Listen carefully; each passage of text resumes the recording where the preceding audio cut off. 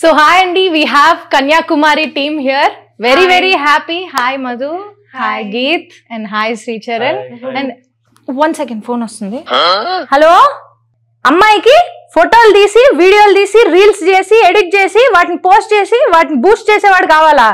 ఇలా కావాలంటే ఒక్కటి సరిపోడమ్మా, మొత్తం టీంని పెళ్లి చేసుకోవాలి. సరే సరే, నేను ఇంటర్వ్యూలో ఉన్నాను, మళ్ళీ ఫోన్ చేస్తాను. సారీ అండి, నాకు కొంచెం కాల్స్ వస్తుంటే. నాది మ్యారేజ్ బ్యూరో అనమాట. AMB నా మ్యారేజ్ బ్యూరో పేరు. అది సినిమా థియేటర్ పేరు. అంటే AMB అంటే అల్లాడిపోతున్నాడు మ్యారేజ్ బ్యూరో అనమాట. సో అక్కడ అన్ని రకాలు పెళ్లి కుదర్చడం దగ్గర నుంచి బ్రేక్ చేయడం వరకు మేమే చూసుకుంటాం. అల్లాడిపోకుండా ఎవరికి ఏ ప్రాబ్లం రాకుండా అనమాట.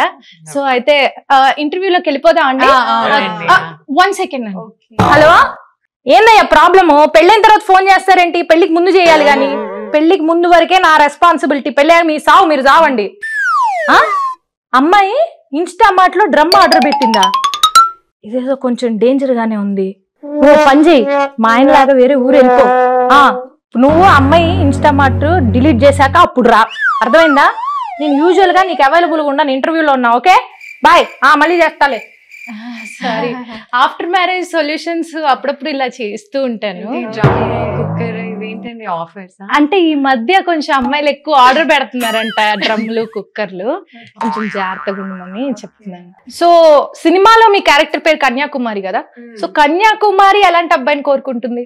కన్యాకుమారి అబ్బాయిని కాకుండా తను వేరే అబ్బాయిని కాకుండా, అంటే పెళ్లి గురించి కాకుండా పెళ్లి గురించి కాకుండా దాని గురించి అల్లాడిపోతుంది. నువ్వు కూడా అల్లాడతావా? తను కన్యాకుమారి ఓవరాల్ గా మూవీ మొత్తం అల్లాడిపోవడం. ఓకే, మీ క్యారెక్టర్ పేరేంటి సినిమాలో? తిరుపతి. తిరుపతి.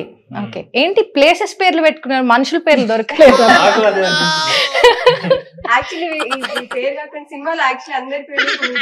ఊరి పేర్లు.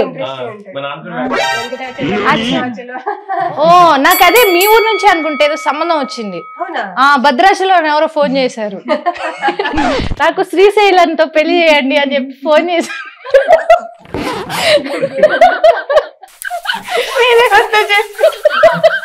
మీకు ఎలాంటి అమ్మాయి కావాలి సినిమాలో అయితే? సినిమాలో అయితే వెరీ క్లియర్, మనోడు కన్యాకుమారిని చూసిన తర్వాత నుంచి ఇంకే కుమారి కుమారిని శ్రీమతి చేసేంత వరకు ఊరుకునేటట్లేదు.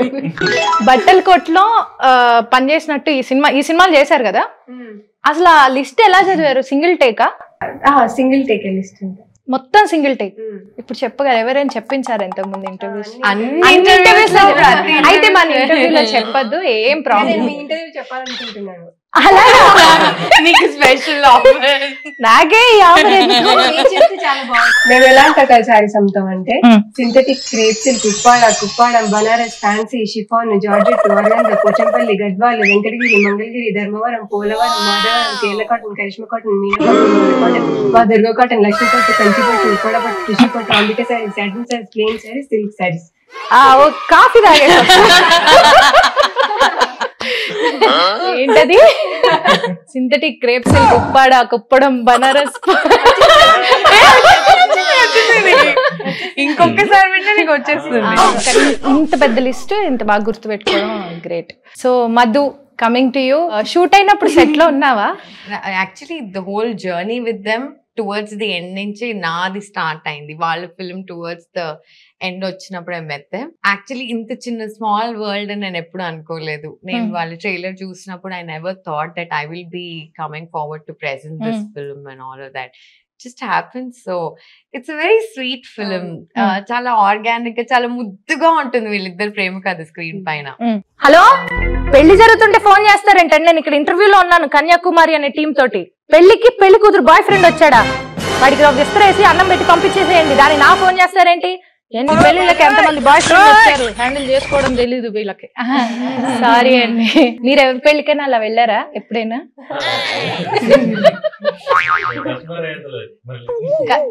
లేదు, మీ ఎక్స్ గర్ల్ ఫ్రెండ్ పెళ్లికి వెళ్ళడం, అక్కడ బాధపడి లేదా?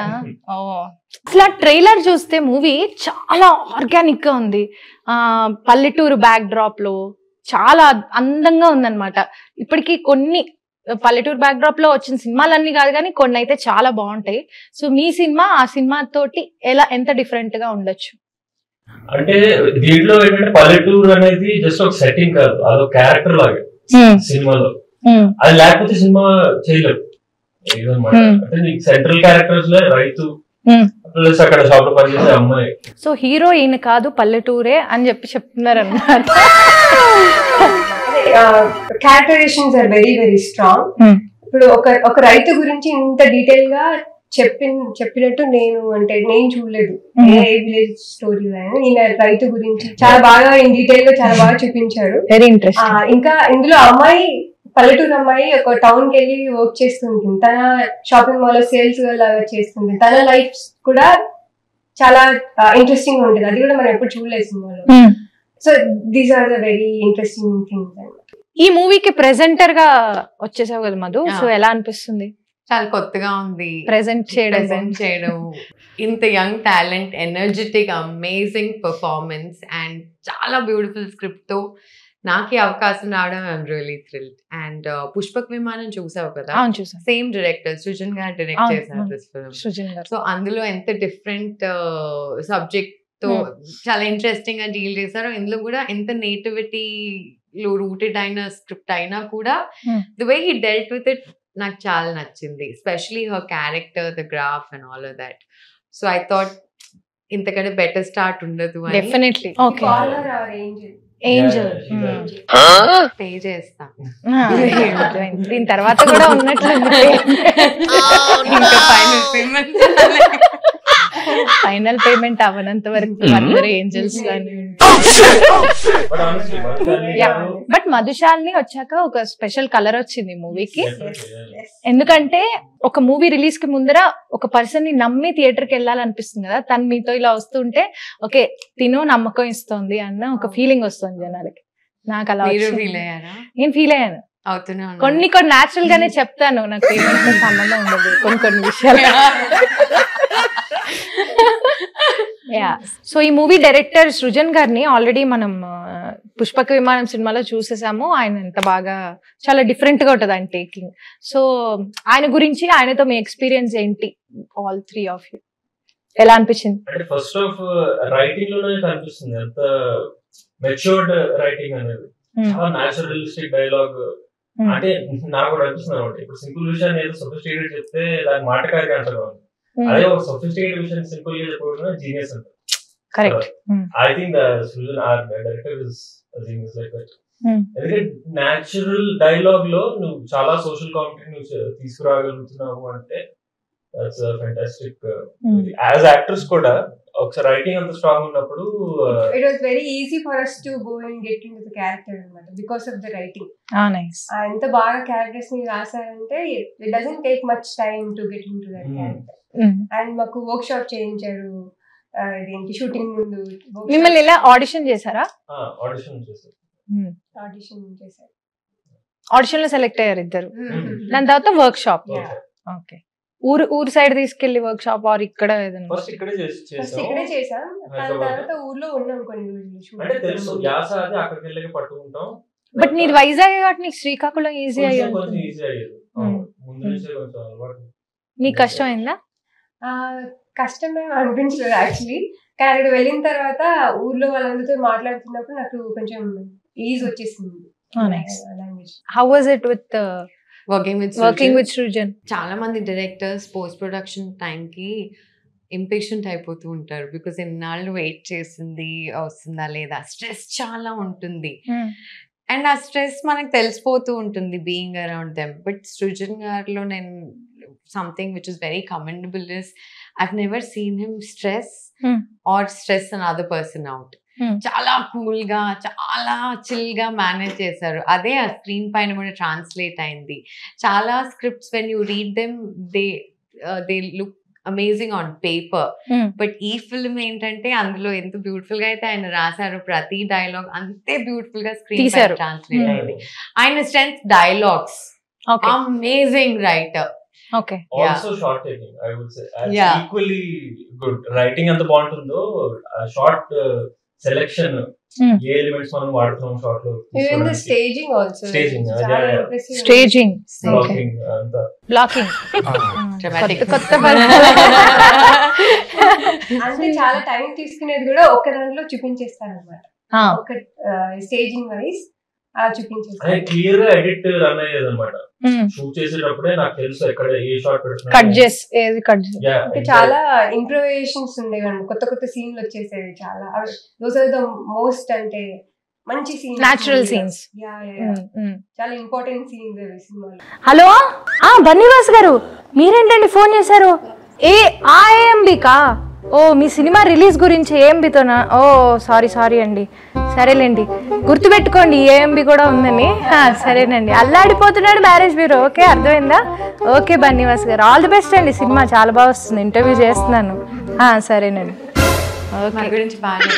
భలే అప్పుడే ట్రాక్ లోకి వచ్చి ఏ సినిమాకైనా ప్రాణం హీరో, హీరోయిన్, ప్రొడ్యూసర్, డైరెక్టర్ ఎలాగో మ్యూజిక్ డైరెక్టర్ కూడా అలాగే. కాబట్టి మ్యూజిక్ డైరెక్టర్ రవి నిడమర్తి గారి గురించి చెప్పండి. ఆయన కూడా పార్ట్ ఆఫ్ టీమ్ అయిపోయాడు అనమాట. హీ అండర్స్టాండ్స్ ఈ సీన్ కి ఏమి ఇవ్వాలి, ఈ ఫీల్ ఏముందని ఆయన అర్థం చేసుకొని హీ బ్రింగ్స్ అవుట్ అనమాట. ఆ సీన్ లో జరిగేది ఏమవుతుందో he brings out, he tries to bring that out.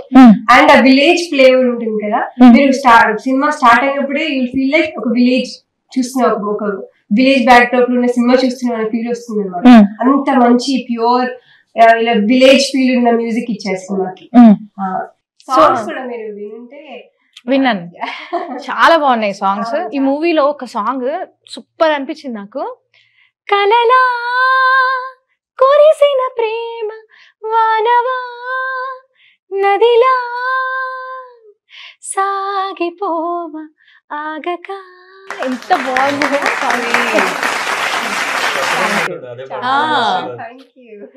సర్లేండి, మొత్తానికి సినిమా అయితే చాలా అద్భుతంగా వచ్చిందని అనుకుంటున్నాను. ఎందుకంటే మా మధు నమ్మకం పెట్టి ప్రజెంట్ చేస్తుందంటేనే మాకు బాగా నమ్మకం కుదిరింది. అండ్ బన్నీవాస్ గారు సాధారణంగా నార్మల్ స్క్రిప్ట్స్ ఏవి తీసుకోరు, ఆయన ఎప్పుడు చాలా ఒక స్టాండర్డ్ ఉన్నాయే సెలెక్ట్ చేసుకుంటారు కాబట్టి. అండ్ డైరెక్టర్ గారు కూడా వెల్ ప్రూవెన్ కాబట్టి. అయితే కన్యాకుమారి సినిమా ఈ వినాయక చవితికి బ్లాక్ బస్టర్ హిట్ అవుతుంది. ఓకేనా? వేరే సంబంధం వాళ్ళు ఫోన్ చేస్తున్నారు. హలో, ఏంటి ఐదో పెళ్ళి అని చేస్తామండి, 50వ పెళ్లి కూడా చేసాం మొన్న ఒక ఆయనకి. ఏం కావాలండి? ఆయనకి 80 ఏళ్ళ, అమ్మాయి 30 ఏళ్ళు ఉండాలా.